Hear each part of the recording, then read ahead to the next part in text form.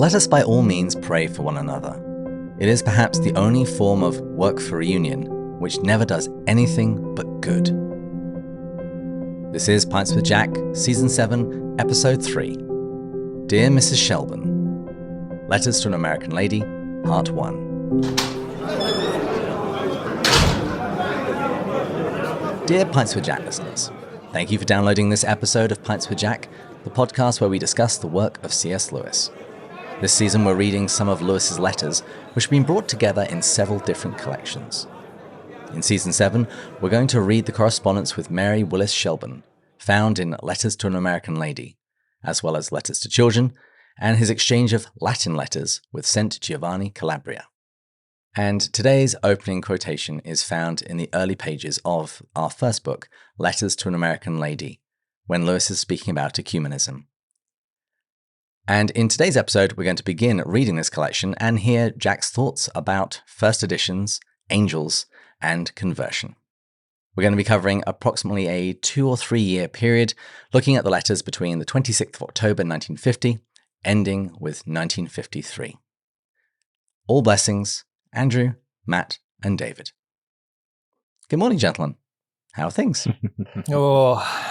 It feels good to be back into our first official episode on the material. We did a welcome one, but we're finally diving into the book. It's fun to days leading up to this, prep for this, read it, reread it, kind of process, think about it. So I'm excited. I'm excited for this, I guess you want to call it different season format, because it's incredibly different than what we've done by going through other books, not chapter by chapter or 2 chapters by 2 chapters.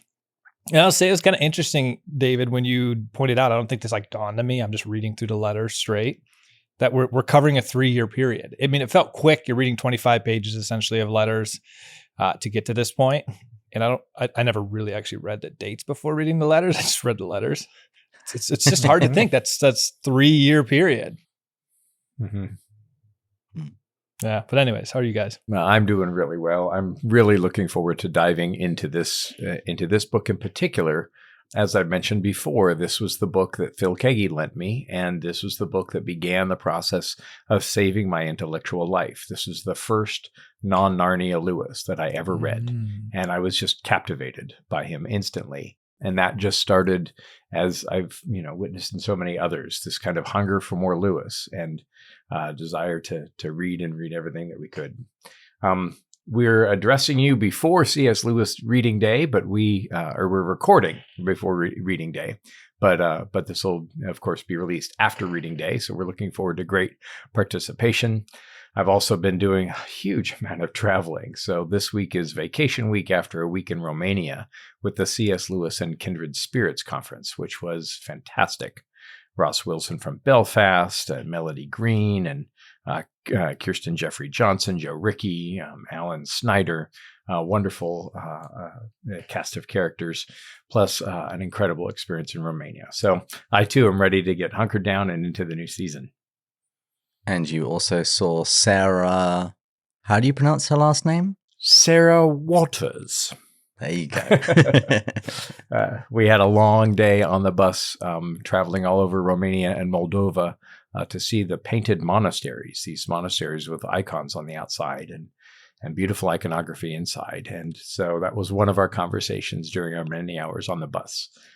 In fact, when I said Waters, she didn't turn her head 3 or 4 seats ahead of me. But when I said Waters, she looked right around. So it was great to get some time with her as well, and wonderful to be back and learn how to pronounce the King's English.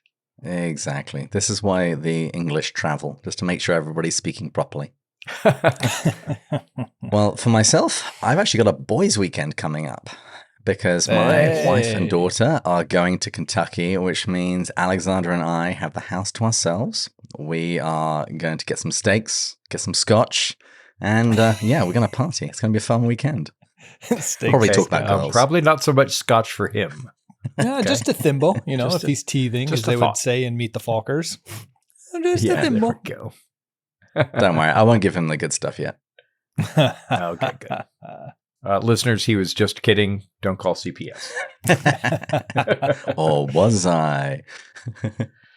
Well, we are recording first thing in the morning, so I said we're kind of reviving Andrew's The Caffeinated Lamppost Society. So I'm expecting fairly few alcoholic beverages being mentioned today, but what is everyone drinking? Well, one, I feel like we shouldn't, in hindsight, have mentioned that because there is going to be an episode or two where we drink alcohol and people are going to be like, it's 9 a.m. What are they doing? Like, Well, we could have gotten away with it. They don't know. We should call it I think the Caffeinated Lamppost Society may still be meeting in Houston. So maybe the Caffeinated Correspondence Society. And that's okay. If we go to the evening, it could be the Carbonated Correspondence Society. Well, I'm a classic millennial. This is going to put me in my demographic group. I am drinking a Celsius. Okay. Millennials are the worst. Andrew, what are you drinking? The fact that you guys didn't make a comment probably means almost like proves my point. Everyone in their 20s or 30s, like Celsius became the person that goes to Pilates and rides a Peloton and has a like it's like you drink. And I have a Peloton. I fit the stereotypes so much. There you go. Like I've said many times, millennials are the worst. Andrew, what are you drinking? Out of my Starbucks Oxford mug, I'm having Taste of San Antonio, that wonderful coffee from H-E-B with a little cinnamon. It's the kind that Priscilla Tolkien enjoyed from time to time before she passed away. And I will note that while I was in Romania, I got to spend some time with Ross Wilson, the amazing Belfast sculptor. He did the wardrobe called the Searcher. A wardrobe sculpture in C.S. Lewis Square. He's done a portrait for King Charles and has hung out with the king a number of times and told him about Lewis. And at his urging, at Ross's urging, the king went out and got all the rest of the C.S. Lewis he hadn't read. This was, I think, a few years ago while he was still the Prince of Wales. But so I brought a bunch of PG tips with me on the Romania trip and kept Ross well supplied. And so, but today, coffee. And for you, David? I'm going with a coffee as well. I'm doing the milky coffee, which is basically like hot milk with some coffee instant mixed in just to give it a little bit of a kick. Because I don't like anything too strong right first thing in the morning. I need a gentle introduction to the day. Yeah, well, today we're going to be toasting the top tier Patreon supporter, Alex Hale. And I wanted to read a just quick little quote beforehand that will apply to the toast. This is from one of the letters this week.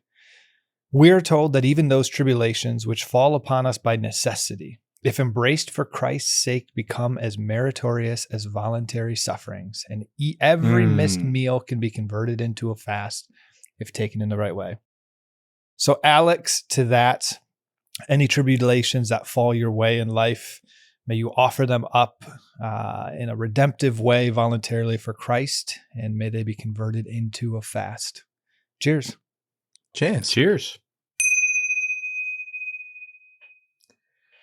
I was chuckling when we found that quote. That's the quote that I refer to all the time. A missed meal can be taken as a voluntary fast. And part of the joy of revisiting this old friend is realizing where I first came across some of these ideas that have been traveling with me for 30 years now. Yeah, it's true for me as well. There's a lot of Lewisisms that I have in my head, and if I can't identify where they're from, 9 times out of 10, they're from a letter. Speaking of letters, it's time for my flex. The brand new and expanded Letters of J.R.R. Tolkien just arrived at my porch earlier this week. Humphrey Carpenter first did it years and years ago, but he left out a number of letters because the publisher thought the book would be too long and too expensive. And so now there are 150 new letters from Tolkien that have never been published before. And I think some of the old letters may have been expanded some. So the revised and expanded Letters of J.R.R. Tolkien, put it on your Christmas list if you still need one. Wonderful. Well, let's get stuck into the book. And at the start of Letters to an American Lady, there's a preface written by Clyde S. Kilby. So perhaps it might be an idea to explain to our listeners who that was. Andrew, you're up. Yeah, absolutely. Professor Kilby, as he's still affectionately known at Wheaton College, was a Wheaton College English professor, and he had a profound interest in the Inklings. His dates were 1902 to 1986. He is most perennially known for his scholarship on the Inklings and his visionary efforts in founding the Marion E. Wade Center. He and Marge Mead have been colleagues for many years. And he was a professor there who taught English. He also edited Christian Reflections, Brothers and Friends, wrote a book called Images of Salvation, and of course edited the book that we're reading now. And so much of America's interest and passion in Lewis and Chesterton and Barfield and MacDonald come as a result of the great work of Clyde S. Kilby. Thanks. Did you guys have anything you wanted to say about the preface before we jump into the letters themselves? Don't pull a Matthew and consider skipping it. Don't do it. Don't do it. You have been warned. Why shouldn't they skip the preface, Matthew? Why should you never skip prefaces to Lewis books? Because if you do... Because we want to be good readers. I was just going to say David Bates will call you out for it. So I feel like that was justification enough. But it's helpful because it gives some context to the letters. And particularly, what season of life was Lewis in? He has a very vast life, and he's written letters all over. So he was 51 years old, published 20 books. So, he's already written Problem of Pain, Miracles, Screwtape Letters, Ransom Trilogy. And he publishes A Lion, the Witch, and the Wardrobe that year. So a ton of theology stuff has already been written. The Narnia series is starting to begin at this point. He says that these letters are going to cover major events of his life after 1950. So switch to Cambridge, marriage to Joy, her death, which I'm quite intrigued with because I don't think it really dawned on me what these events are going to cover. I'm reading this as we go. So I only read the first fourth for today's one. So I'm excited. We also find out about his correspondent, Mary, which is helpful contextual information. She requested that her identity be withheld when the letters were donated to the Wade and the book printed. So she was widow 4 years, Lewis's senior, converted to Catholicism, writer of articles, poems, and stories, and was described as very charming, gracious, a Southern aristocratic lady who loves to talk and speaks well. And it's so fitting knowing that sentence as you read the actual stuff. I don't know how to explain. Well, we'll circle back to this. Like my commentary of like her boldness kind of throughout all of this. I guess that fits. Yeah. Well, and Walter Hooper, years after Mrs. Shelburne died, mentioned that he visited her in Washington, D.C., and she had pictures of saints all over the house and was very happy to take visitors, but she would kind of shake her little offering box with when visitors would come to talk to her, especially about Lewis. And so she was happy to receive a little sustaining contribution from those who came to visit her. Another thing that the preface points out, that Kilby points out, is that the letters kind of accentuate rather than change what we know about Lewis in general. It covers themes like his antipathy towards journalism. He, I think he says somewhere, I don't read the papers. I make it a policy, if somebody lies to me once, never to give them another opportunity.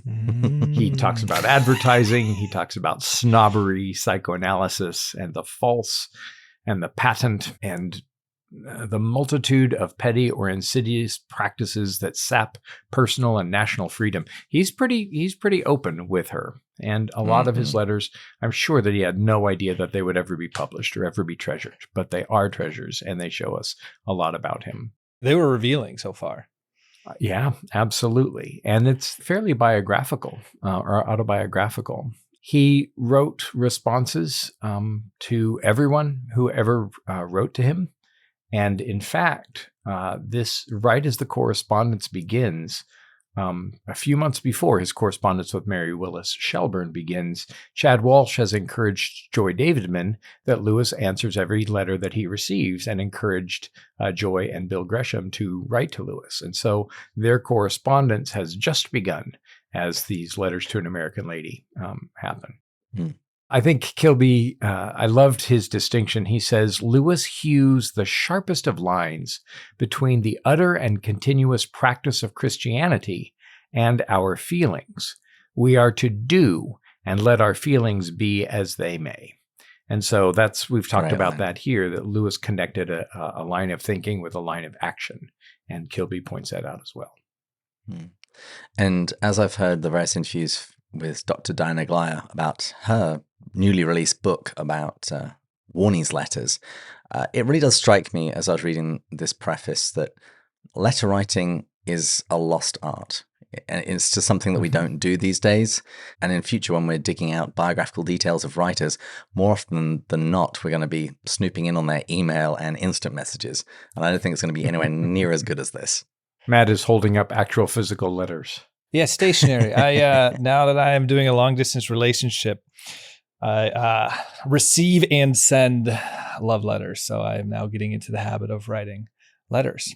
And it's nice when you just have it next to you. I think the key is the activation energy of writing a letter is far higher than other stuff. You have to sit down and really do it. And so if you just have it next to whatever seat you might have that you do prayer or silent time or solitude, you just kind of like, oh, you know what? I'm feeling kind of moved right now. And you pull it over and you just start writing stuff. And yeah, it's nice. Well, I have to say, I feel rather hurt the fact that you have never sent me a letter. Love or otherwise. A love letter, yeah. But now I know you have stationery. The excuses are gone. Oh, dang so we'll be expecting our Christmas letters soon. That backfired. The only other thing that I'd point out from the preface, and I think that it's wise to keep in mind throughout, and I'll try to kind of interject during this season, it's good to know the historical context of what Lewis was going through. So the first letter comes in 1950. Or the first reply, the first letter to her that we have from Lewis is in 1950. And then the next letter is late in 1952. And so it's 1953 all the way up until, oh my goodness, he's writing her a few months before his death. The last letter is 30 August of 63. Contextually, Lewis is, in 1950, Mrs. Moore is starting to get so ill in health and of mind and body that she's about to be put in a nursing home and she'll die soon. So it's kind of the end of the Minto era. The Inklings have just stopped meeting. Lewis is about to lose a third professorship. Warnie is doing some binge drinking. And as I mentioned, Joy Davidman has begun corresponding with him. 1950 finds him in the middle of writing the Narnias. The Narnias are 1948 to 1953. So the bulk of Lewis's letters to her begin after he has finished writing the Chronicles of Narnia. He's also finishing Surprised by Joy. By the time he picks up correspondence in 53, Joy Davidman has already had her long visit in the fall of 52 to Lewis. And so that relationship is well underway. Couple of years into the correspondence, he gets the invitation to a professorship at Cambridge, which he eventually accepts. And so those are some of the things that are going on in Lewis's life. So Inklings and Mrs. Moore are out of the picture. Joy Davidman is in the picture, and Cambridge and some of his later writings are what's happening as he's corresponding with her. And you hear a few themes of that in the letters. And there were a few different ways that we could have moved through these letters, just picking out one or two things and just diving deep into those particular topics. But what I wanted to do was sort of steer a course through them, not discussing every single one, although I do have to admit it's kind of difficult not to discuss each one because there's usually gold in each, but at least to sketch their relationship as it progresses. Today's episode is called Dear Mrs. Shelburne. That's going to change next episode.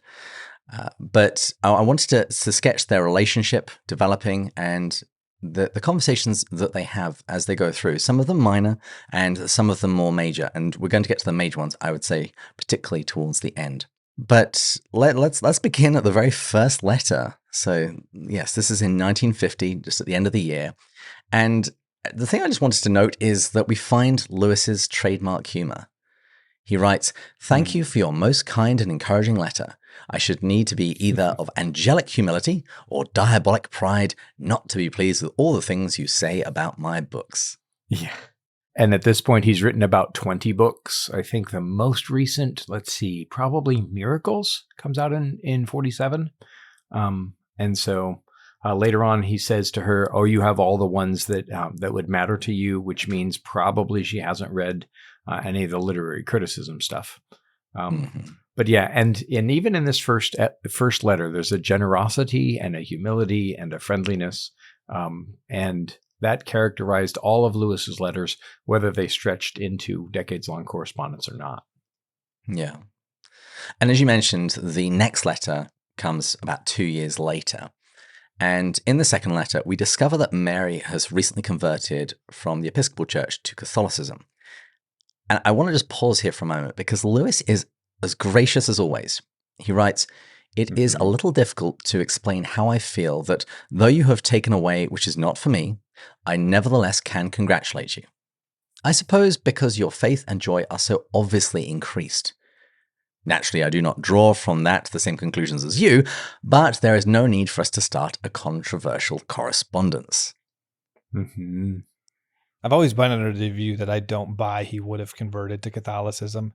I know there's some that will try to make that claim. Just from the stuff I've read, I'm convinced he wouldn't have if time went on, because some tried to, or he was so close. I don't know. It kind of just feels like that affirms that even further for me. Yeah, I disagree. Oh, you think he would have? I think that some of the changes in the 60s in the Episcopal Church may have, like Walter Hooper, driven him from Anglicanism to Roman Catholicism. Or possibly Eastern Orthodoxy. My controversial hot take is I think I'd actually put Eastern Orthodoxy before Catholicism on his conversion journey.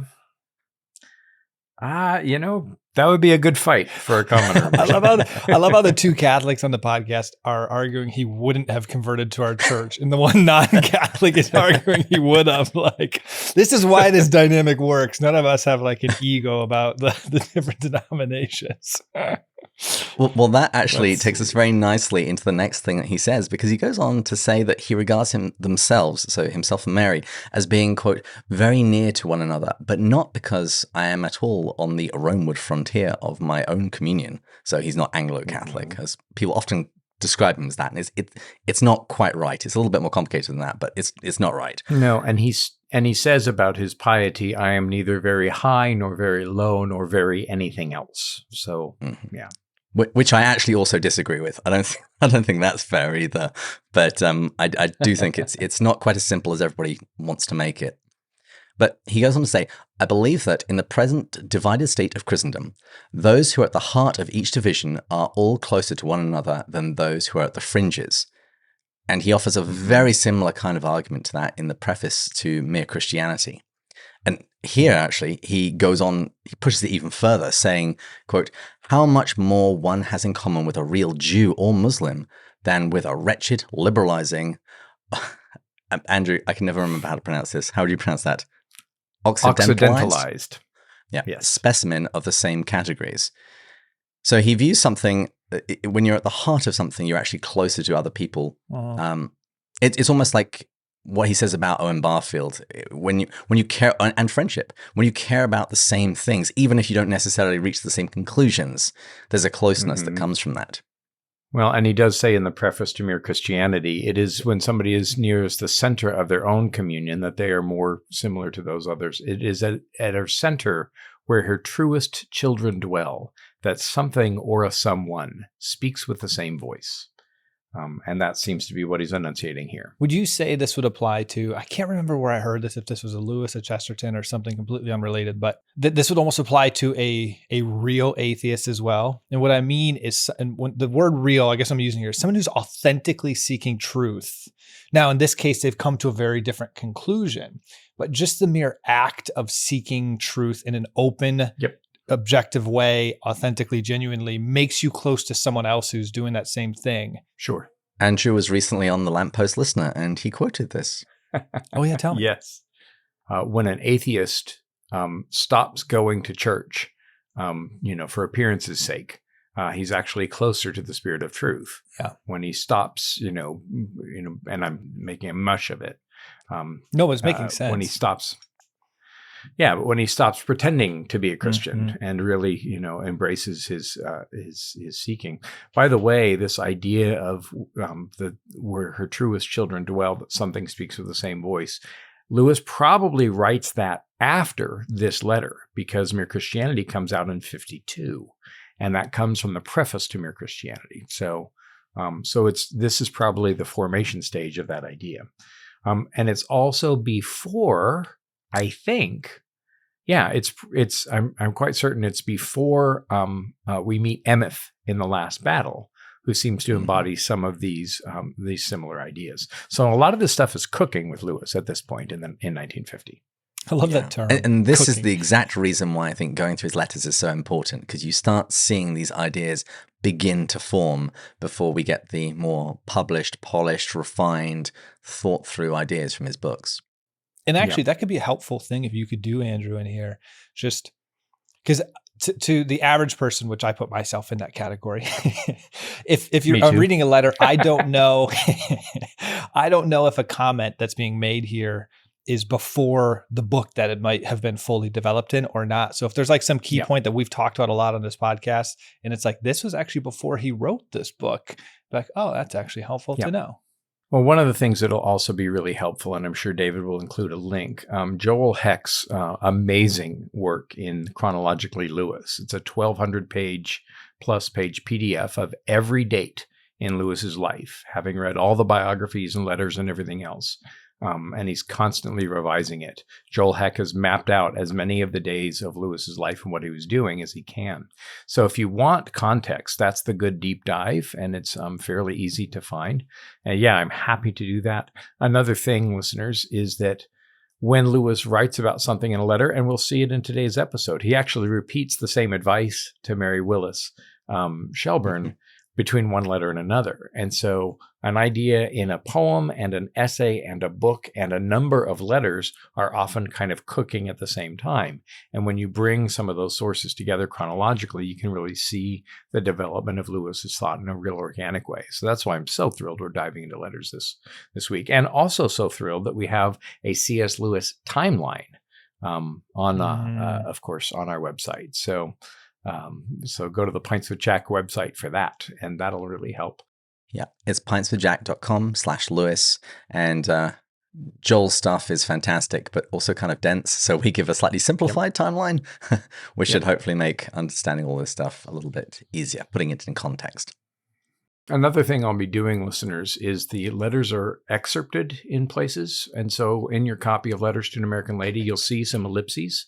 Usually those are family comments. Lewis is commenting on Mary Willis's mentioning her difficult relationship with her daughter or her granddaughter oftentimes. And so when there are ellipses in our selection, I'm looking at Collected Letters Volume 3 online in Apple Books, and I'm finding out if the context has anything to say. And if it does, if it's important, sometimes I'll slot it in. So if there's ... we got you covered. Well, we are half an hour in and we've done 2 letters. So let's push on. So we are now at the start of 1953 in January. And this third letter comes in the new year of 1953. And it made me chuckle because he speaks about first editions. As a book collector, Andrew, did you feel personally attacked by his words? No, actually. I love that he didn't care about his first editions, which is why some of them, ended up in the Wade Center and elsewhere.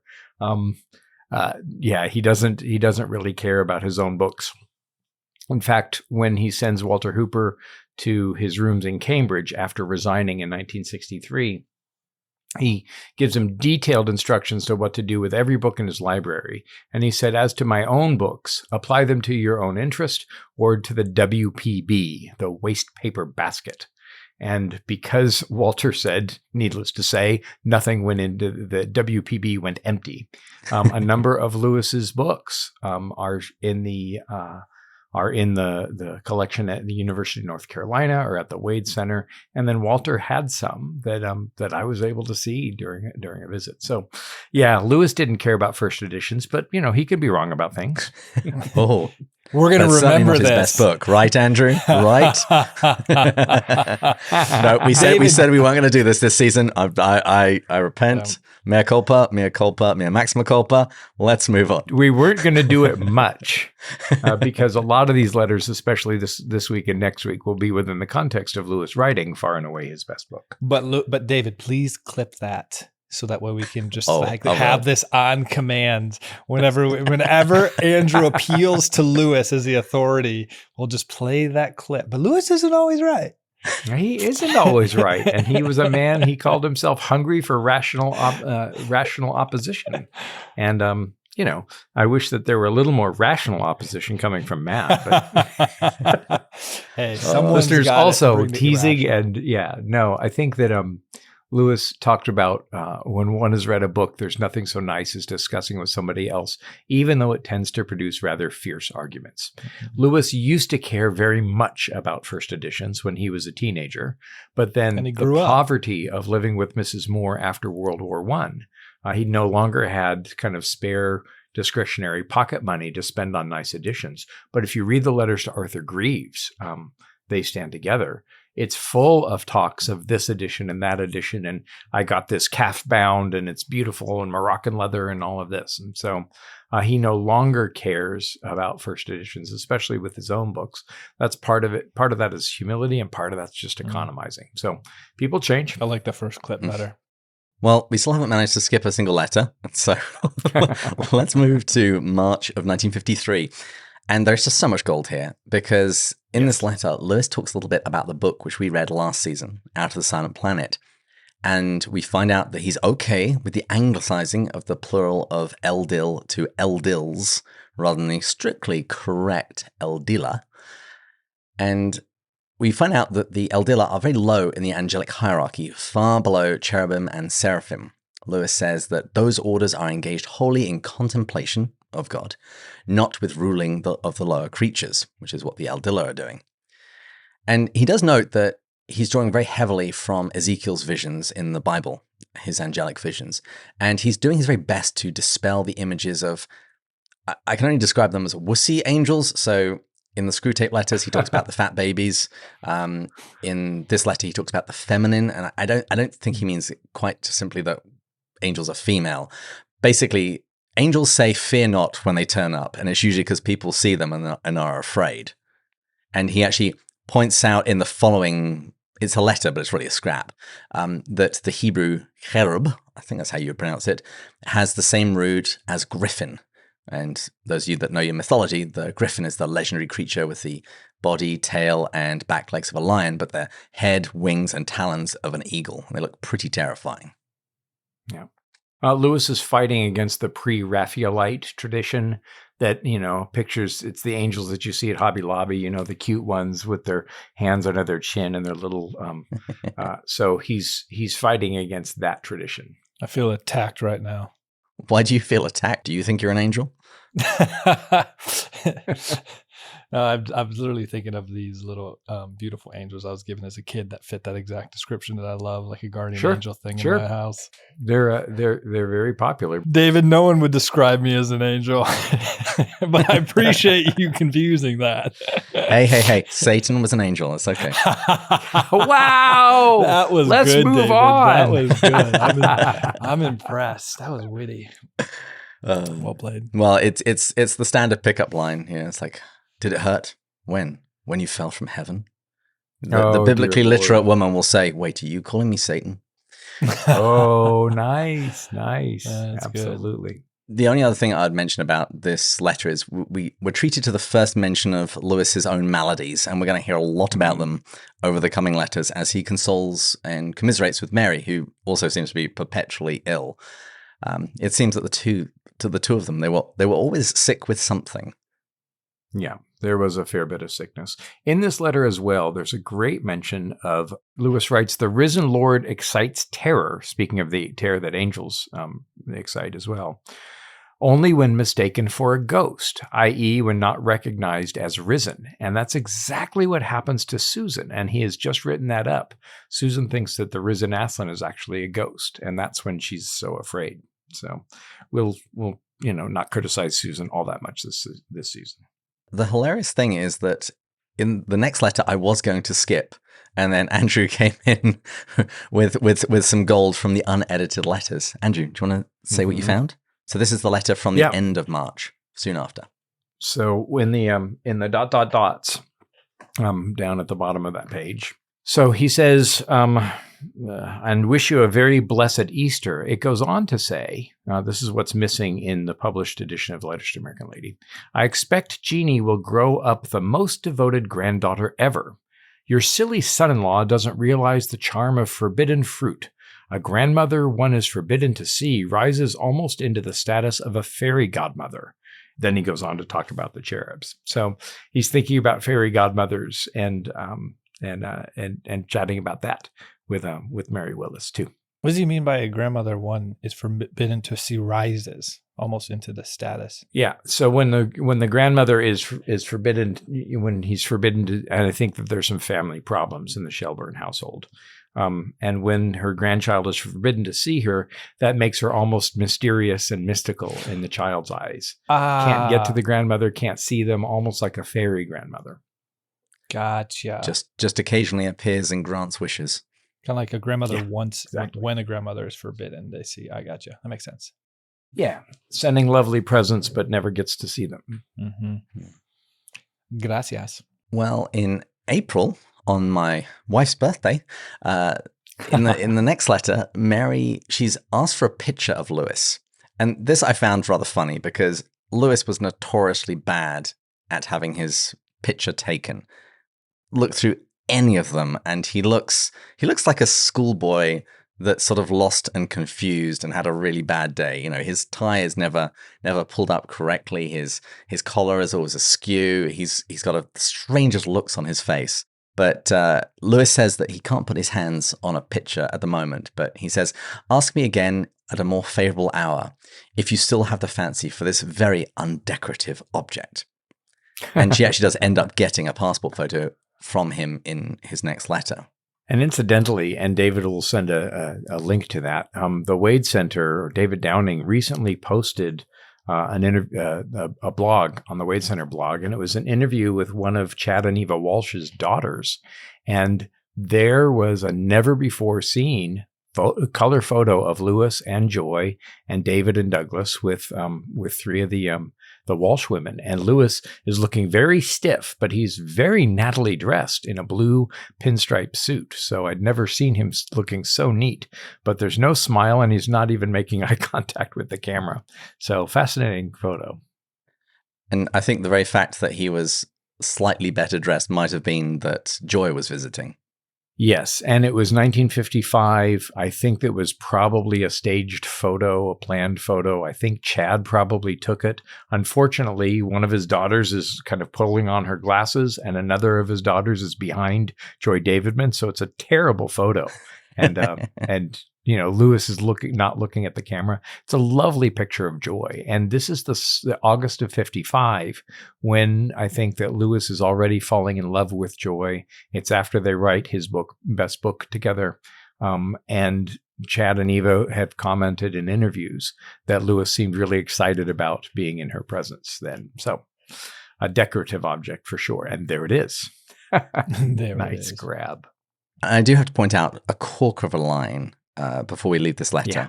Lewis says, I'd sooner pray for God's mercy than his justice on my friends, my enemies, and myself. Yeah. Good advice. Yeah. Well, I wanted to get your reactions to what he says in the next letter, because what he says is even more true today. He says, I'm afraid it is certainly true in England that Christians are in the minority. But remember, the change from, say, 30 years ago consists largely in the fact that nominal Christianity has died out, so that only those who really believe now profess. The old conventional church-going of semi-believers or almost total unbelievers is a thing of the past. Whether the real thing is rarer than it was would be hard to say. What are your thoughts on that? You know, in my diocese, we've been talking about a book called The Great Dechurching, and looking at different categories of people who used to go to church and now don't. And one huge category is people who would score very low on an orthodoxy scale, meaning they would probably agree with almost none of the Nicene Creed. And I think the winnowing of the church is a distinction between Christianity and Christendom.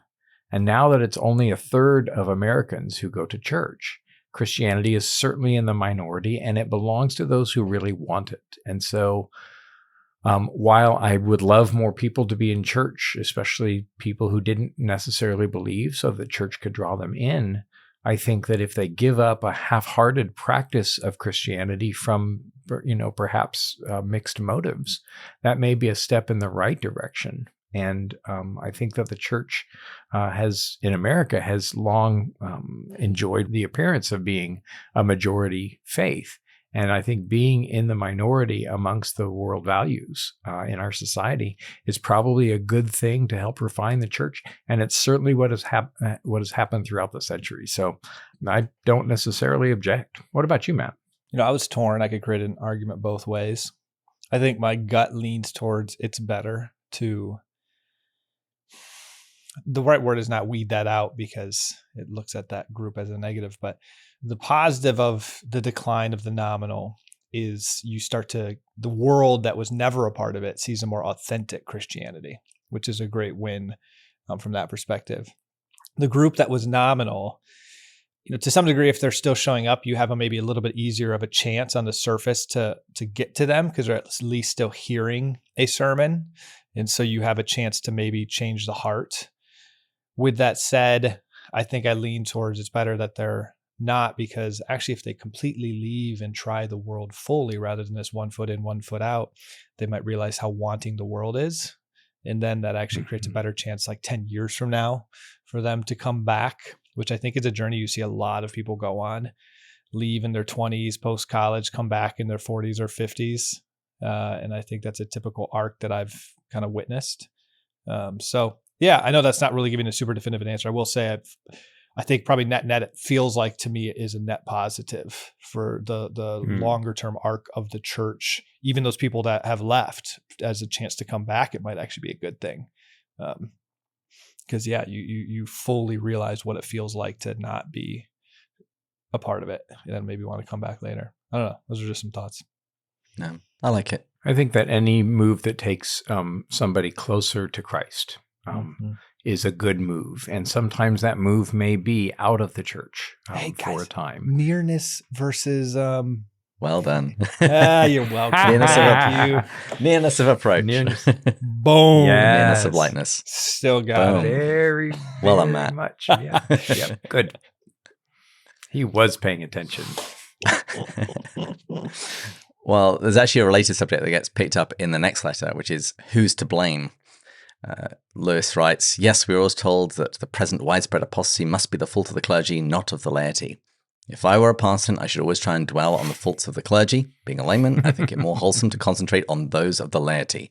I am rather sick of the modern assumption that, for all events, we, the people, are never responsible. It is always our rulers, our ancestors, our parents, our education, or anybody but precious us. We are apparently perfect and blameless.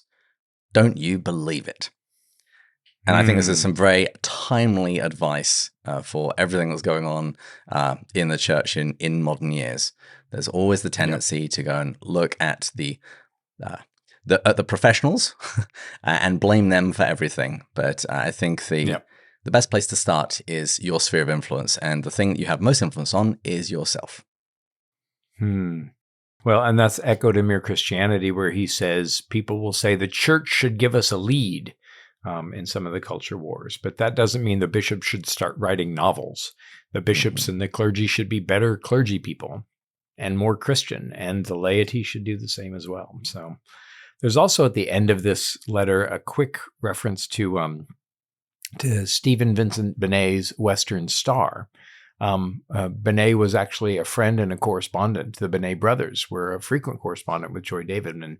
And I think Western Star comes to Lewis through Joy Davidman's influence. Well, I'll say too, I don't know I'm not going to try to state who's to blame and who's not to blame. The one thing I will state with this is I feel like it comes down to my personal view is just catechesis, education of what theology is, whether that's the parents, the lay people, the clergy, a combination of all of it. Like I just think from a Catholic perspective, when I bring friends to Mass that don't understand the beauty of the sacrament, it's like, oh, this is boring hymnal music. This is boring ritualistic stuff. This is boring sermon of the priest. I'm just like, one, I don't actually agree that it's all boring, but let's even just take that as. If you understand the theology of receiving the Eucharist and receiving Christ, it's like, I really don't care about that stuff. I'm not saying it shouldn't be paid attention to, but it's like, if I'm just falling on the knees receiving my Lord and Savior, that's what matters. And I want it to be beautiful surrounding that. And so it's like, yeah, I just feel like it's a failure of theology, almost educating, catechizing. I don't know who that falls on. It's probably everyone, to be honest. But yeah, that's just my kind of view. It's only when I learned the beauty of the sacrament that I was like, wow, I want to do this often. Well, and I think in some ways the church itself may even take a slightly secondary role to our Lord's commandment in the Sermon on the Mount. He said, "Let your light so shine before men that they see your good works and glorify your Father in heaven."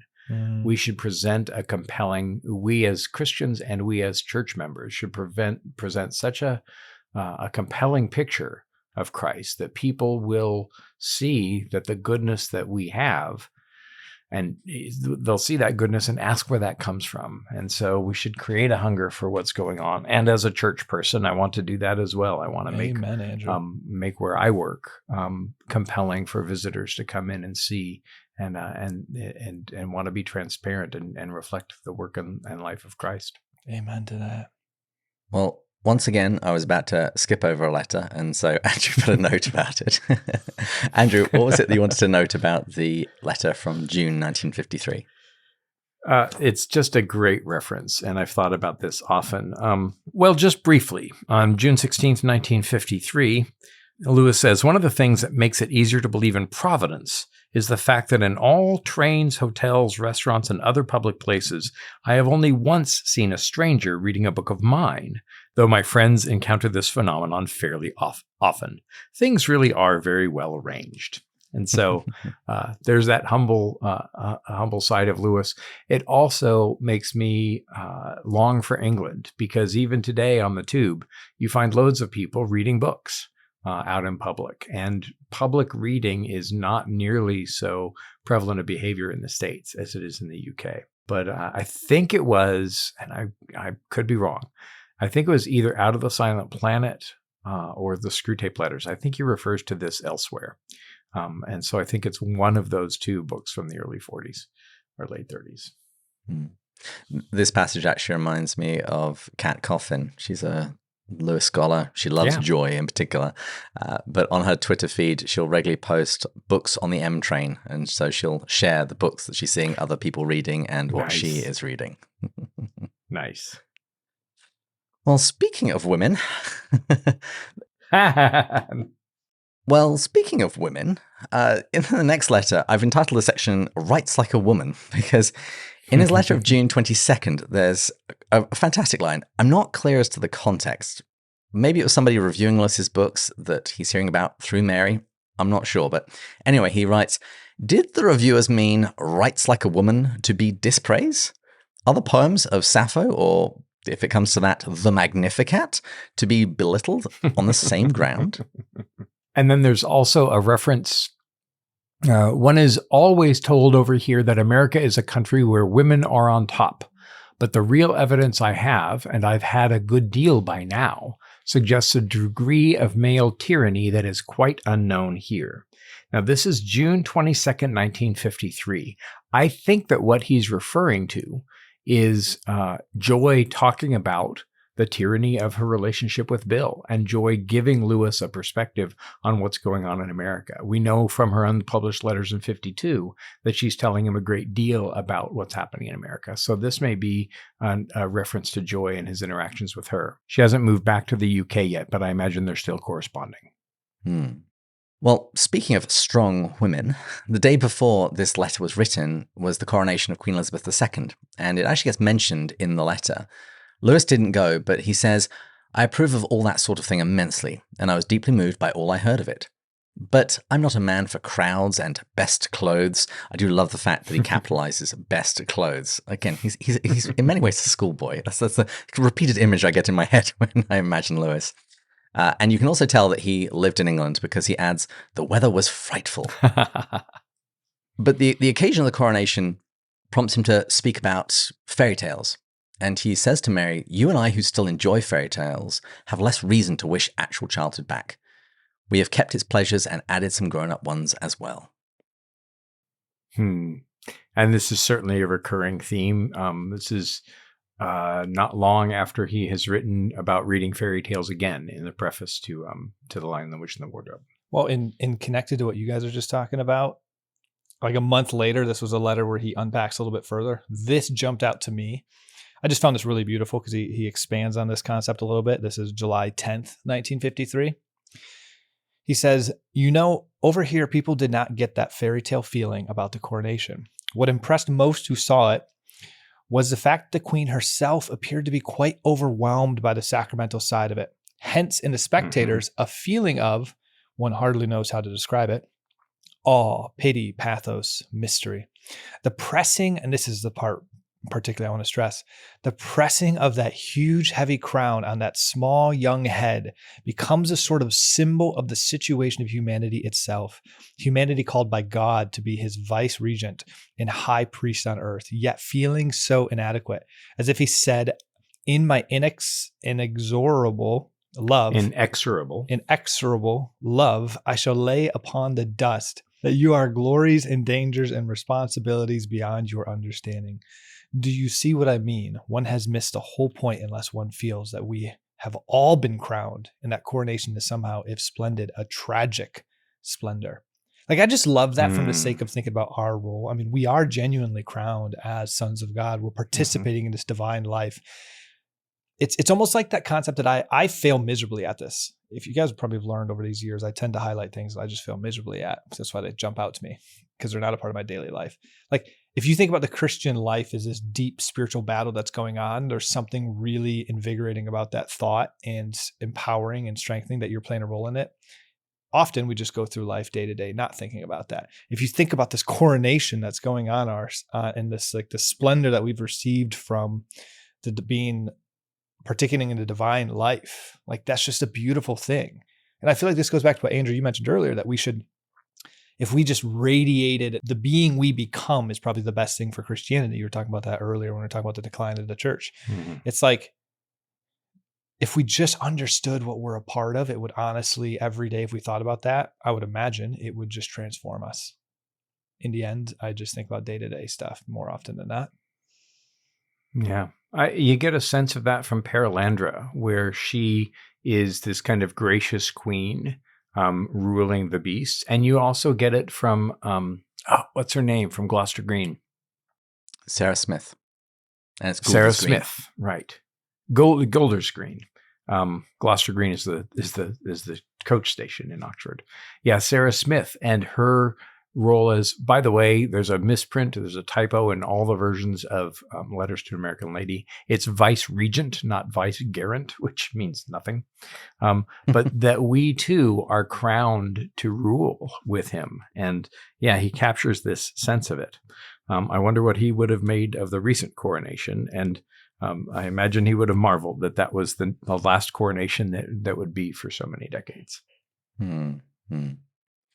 And before we leave that letter, it's clear from it that Mary had sent Lewis some poetry, and he offers a quick critique, pointing out its interesting metric composition.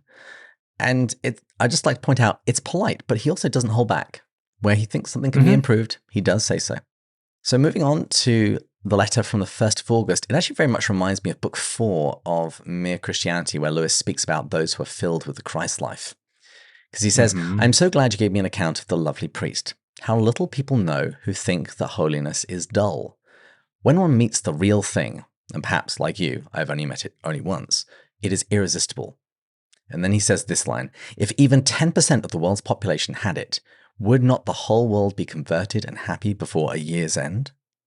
This was just connected to what I was saying in the previous one. Yes.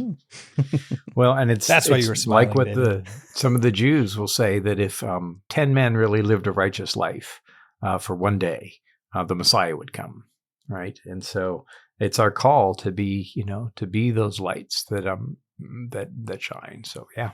And this letter actually also contains the rather hilarious line, "Yes, I too think there is lots to be said for being no longer young, and I do most heartily agree that it is just as well to be past the age when one expects or desires to attract the other sex."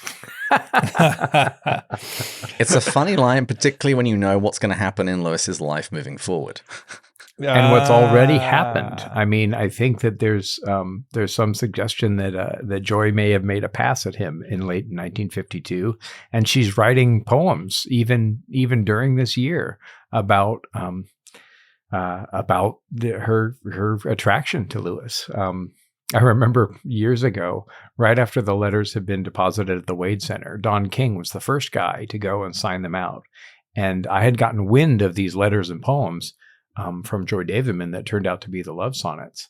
And I was actually at the Kilns during a conference, and it made me wish that I was at the Wade Center, but I got a hold of Don King, and he said, "Andrew, somebody lusted after C.S. Lewis." And so that's certainly, he's, I think, overplaying his hand here a little bit. Quite possibly. Also, this letter contains something which I'm pretty sure we're going to come back to at the end of the last battle, because he speaks about people rushing on to a later stage in life and then trying to stay in that stage of life rather than letting life continue forward. I don't actually want to go too much into that because I think it'll become more relevant once we've got the context of the last battle to actually talk about it. But it is interesting that he notes that the motivation behind the encouragement of this is basically sales resistance. Somebody wants to sell them something. Yes, and that's a phrase that comes up in Mere Christianity as well. So, and right around this time. He also has this quick reference to standing and checking catalogs. I'm dead tired from standing at catalog shelves in a library all morning and verifying titles of books and editions. And because the Oh Hell comes out in 1954, I'm pretty sure that that's what he's doing. References for his Oxford History of English Literature. Matt, you particularly highlighted the next letter. Well, and also this played a role in the toast that I did. It was just one of those where it was very beautiful. I titled it Voluntary Sufferings. So this was about a week later. He sent it, and it seems that Mary is having to look for a job. And so he says, "Oh, I do sympathize with you. Job hunting, even in youth, is a heartbreaking affair. And to have to go back to it now must be simply hell. But no one who is engaged in prayer and humility as you are can be there. So I'd better say purgatory." And he goes on to say that perhaps it's even better than that, because he says, "We are told that even those tribulations which fall upon us by necessity, if embraced for Christ's sake, become as meritorious as voluntary sufferings. And every missed meal can be converted into a fast if taken the right way." And so I love this because, I mean, it goes back to Father Mark Mary, the interview that I had. I think today we don't discuss enough the importance of fasting. And I don't mean food fasting. I just mean sort of like voluntary sufferings. It could be fasting from anything. Of course, food is a way that it could be, but it can be certain types of pleasures and joys in life. And the funny part is we live in a society that science seems to back everything that the Christian faith has already known for a long time. I mean, the new whole big thing in secular health and fitness is fasting, and the benefit that it plays on brain and dopamine and energy and all this stuff. And it's like, oh man, it's like Christianity already had that kind of worked in there. Now, of course, there's a spiritual component too, but you know, this really speaks into my work as a parish priest, because a lot of people are in the hospital and a lot of people die, and there's a fairly consistent drum of suffering that happens in people's lives, especially being part of a somewhat older congregation. But I've been thinking about suffering, and part of it is this attitude shift that Lewis offers here. And so I first read this 30 years ago, but it's still very present. Would I really avoid suffering? Do I really want to avoid walking the way that my Lord walked? And do I really want to avoid death?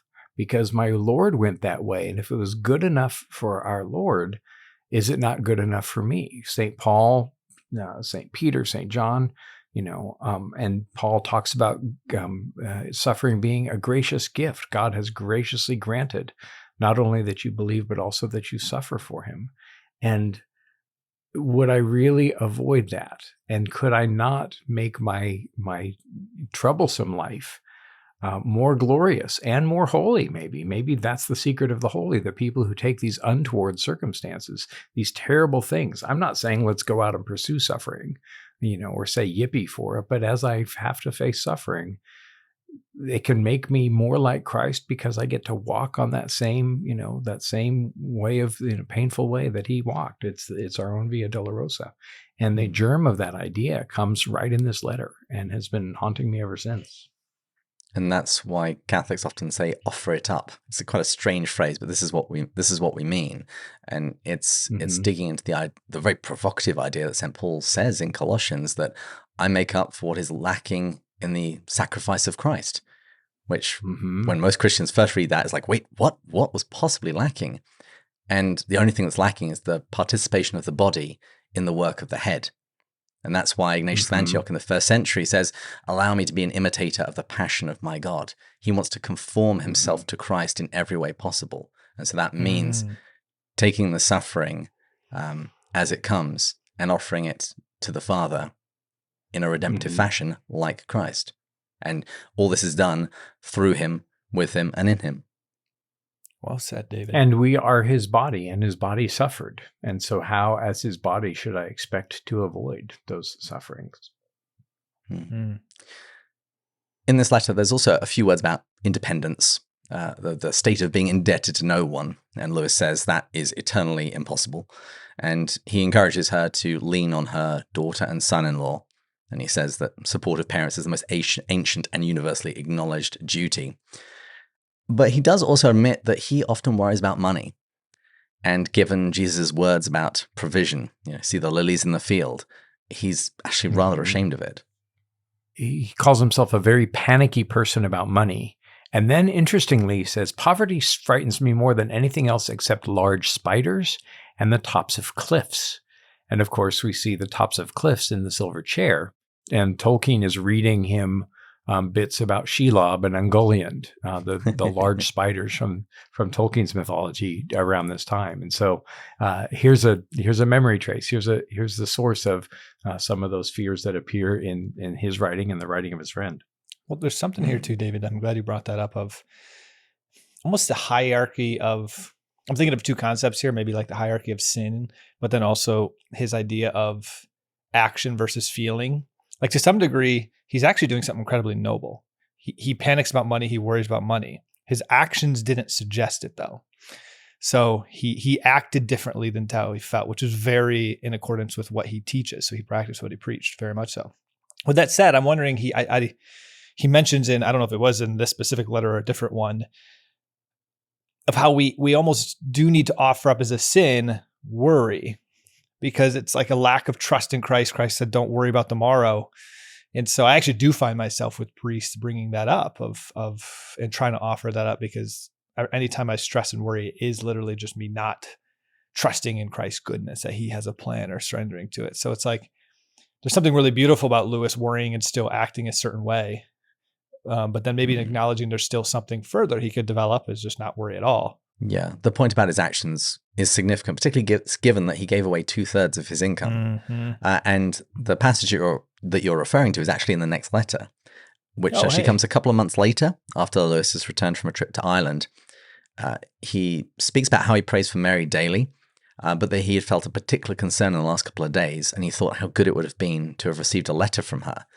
And he explains how he believes the will of God worked into that.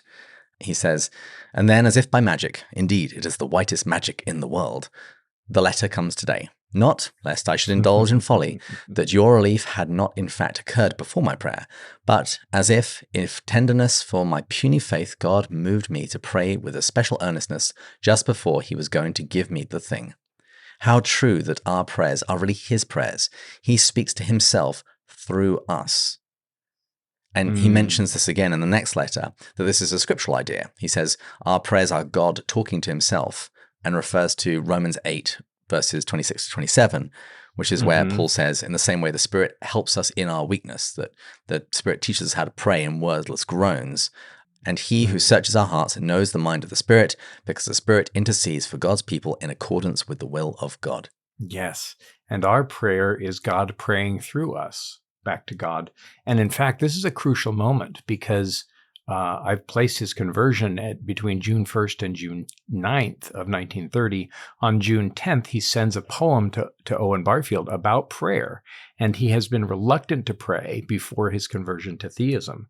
And it's a version of this poem, but it speaks of exactly this. He says, "Master, they say that when I seem to be in speech with you, since you make no replies, it's all a dream, one talker aping two. So people watching me pray assume that I am kind of making up both parts, my part and God's part." But he says, "They are half right, but not as they imagine. Rather, I seek in myself the things I mean to say, and lo, the wells are dry.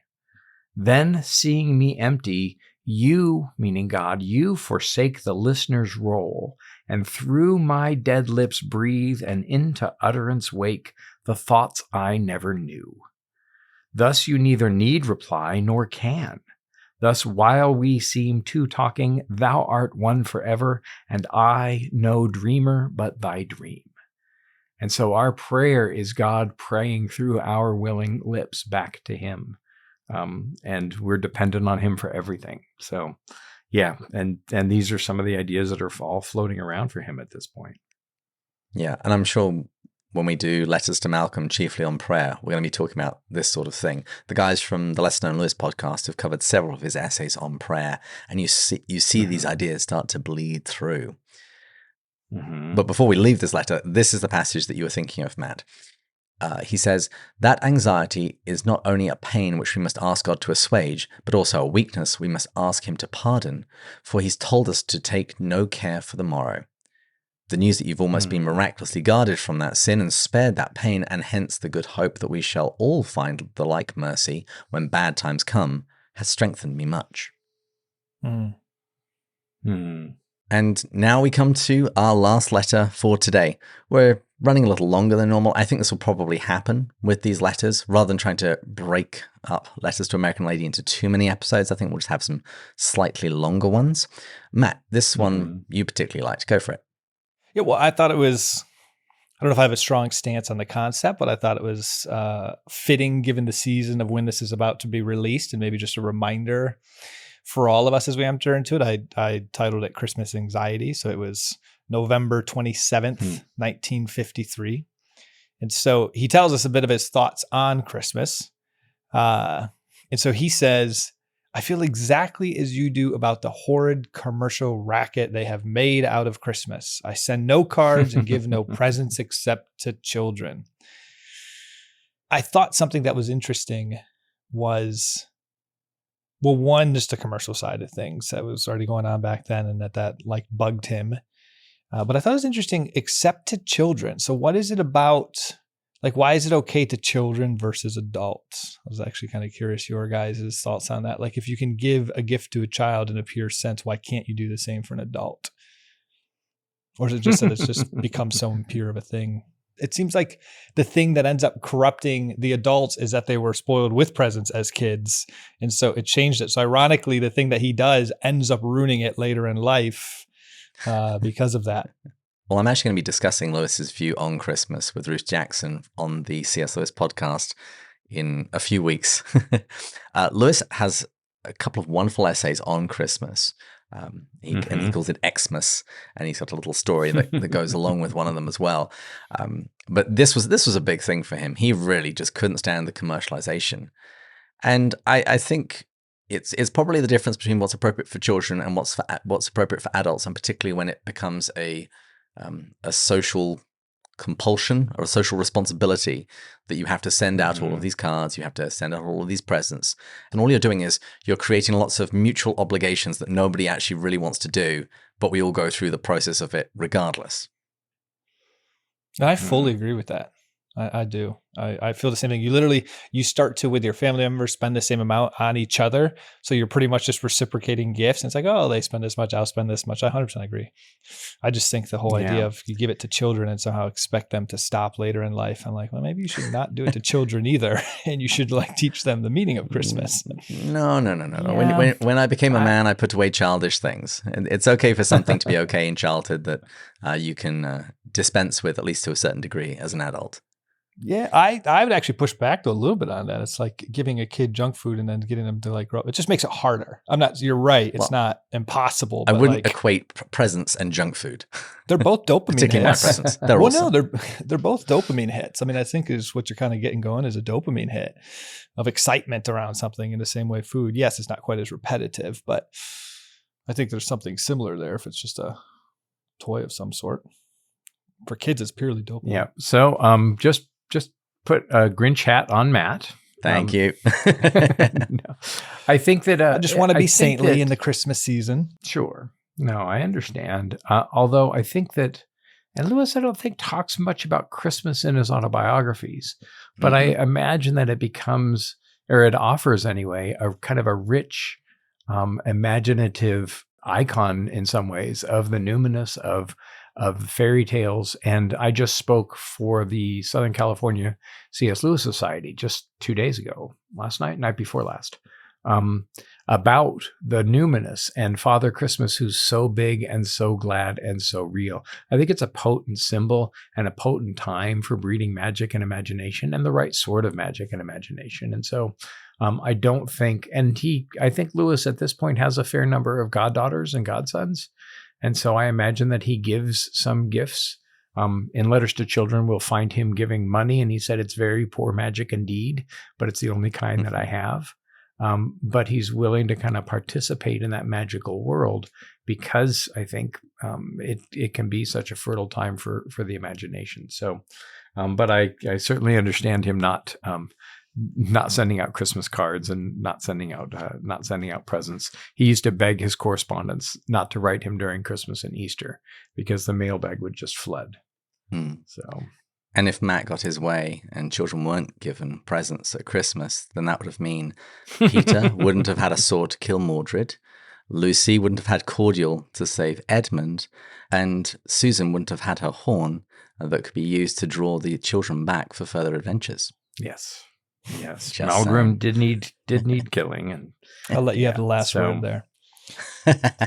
I noticed, David, you cut my one thing of I had a disagreement with C.S. Lewis because he developed this friendship with Mary. I mean, at this point, and he wrote a letter to her of like, sorry, I have to get through all of these. So it's just going to be a season of like not responding to her. And I think I understand Lewis's worldview, but I felt like he should, the word I put was prioritization. He has this person that has continued to push into his life, and he decided to kind of push her off for the sake of writing all of these other responses. And I kind of just felt like you could at least, I doubt there was hundreds of people that had developed a 10-year letter correspondence to him. And so it's kind of like, if I say yes to every human that wants to spend time with me, I'm saying no to my friends. My yes has become super weak. And so I felt like Lewis could have prioritized her a little bit more during his busy season of responding to these other strangers that send one letter, maybe two. Hang on. Wait, before we get even more forth, I didn't cut it. It's a letter from the following year. So I got moved to the next episode. That's making that one. All right. Well, we could leave a cliffhanger here then. Because I can tell Andrew's getting ready. Yeah, we'll fight about that next time. I think that he considers a close enough friend that he can say, hey, I want to continue this correspondence. Can we continue it at a time where, I can really devote the time to you that you deserve? So imagine me saying that to my actual friends. Sorry, I can't see you for a couple months. I'm really need to spend time with these lesser friends for a bit. But when I do come, I don't agree with that one actually either. Well, the letter about Christmas was actually one where he uses the phrase, which Andrew likes to repeat, that he was dead tired, cab horse tired. So He was a man with an awful lot of responsibilities and great busyness. Before we wrap up, I did just want to add one line from this letter, because Lewis has some advice for insomniacs. And as someone that's suffered from Yes. insomnia, I love this. Do you find that the great secret, if one can do it, is not to care whether you sleep? Sleep is a jade who scorns her suitors, but woos her scorners. He talks a fair bit about sleep, and I think that's a great quote. There's another one in one of the biographies where he says, I never take naps, but sometimes, mind you, a nap takes me. And I think even in the Narnia books, he talks about trying to fall asleep, and how that's a certain. It's either Narnia or maybe It's the king in The Last Battle. He has the ability to go take quick naps easily. Oh yeah, and so does Bardia. But Bardia can fall instantly to sleep and then be instantly awake. Wow, Until we're an we have hour Faces, and 25 the title, minutes which have through, never and been- first reference. Wow. First specific reference, of course, the spirit of it, the je ne sais quoi of it, the mise en place pervades it. But I think he talks somewhere about not being able to fall asleep when you're trying to. And the best thing to do is just not to try to fall asleep. Kind of like diving. So, But that's another book Yes. for another time. If you want to know what sleep experts say, if you spend 20 minutes trying to fall back asleep, if you can't, literally get out of bed so you don't train your brain to associate wakefulness with your bed. Just a little fun fact from the Huberman podcast. Okay, interesting. Well, before we go, is there anything else you two would like to say? I'm ready to start with Shots Fired next week with Andrew. I'll be happy to put you back in your place. It's I'm ready it's for my a Fallen Melicandra 2.0. pleasure. I'm due for my nut again, a blind squirrel. Well, next episode, we're going to begin discussing the letters from 1954 onwards, and they can be found on page 23 of my book, and perhaps also on yours. But I hear the call for final drinks. So thanks to our sound engineers, Taylor and Sarah. Thanks to all of our listeners and Patreon supporters, particularly our top tier supporters, Alex, James, Matt 1 and 2, Erica, Joelle, Amanda, Thomas, Bud, Shane, Kay, Paul, Gary, Stephen, Kelly, Chris, John, James, Kate, Peter, David, Angela, and Rowdy. We pray for our listeners and all the prayer requests on our Slack channel every Tuesday. If you've enjoyed this episode, please invite a friend to read these letters with you, and maybe gift a copy this Christmas to an American lady in your life. Since this is near the end, so we're not stretching this, probably half of you have already left, but if you're still listening to this, since you just said the top tier Patreon supporters, I was at an event in Washington, D.C., and an individual came up, and it was, I'm pretty sure she's a top tier supporter, but I think it's Amanda. I mean, it was Amanda was her name, and came up and has been a supporter for years and told me it was just very impactful on her journey. So hi, Amanda, if you're still somehow listening to this after. I've been imagining a lot of people cut off the second they hear thank your top tier supporters because it's just routine. But if you're still listening to us, it was a small world. It was really fun to see her. And I'll see her again when I go to DC, probably. She runs in the same circles as my girlfriend. And so I'll be able to talk to her a little bit further. Yeah. But anyways, small world. I've met Amanda. And I also met our listener, Anne Caballero from France, who has listened to every single episode. So it was a joy to see her in Romania. Wonderful. Well, if you two have quite finished sabotaging my ending, listeners, please join us again next time. When we'll continue going further up. And further in. Cheers. Cheers. Cheers.